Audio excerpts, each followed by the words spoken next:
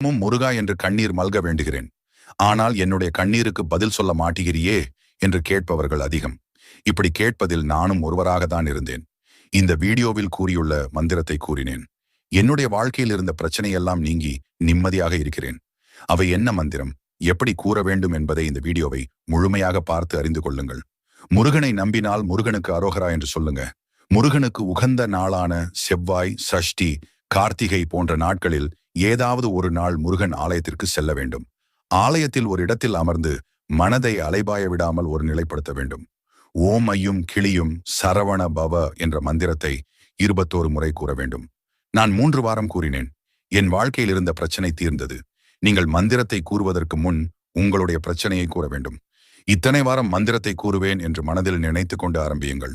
அதற்குள் உங்களின் வாழ்க்கையில் அதிசயத்தை நடத்துவார் என் அப்பன் முருகன். இது போன்ற பயனுள்ள தகவலை அறிந்து கொள்ள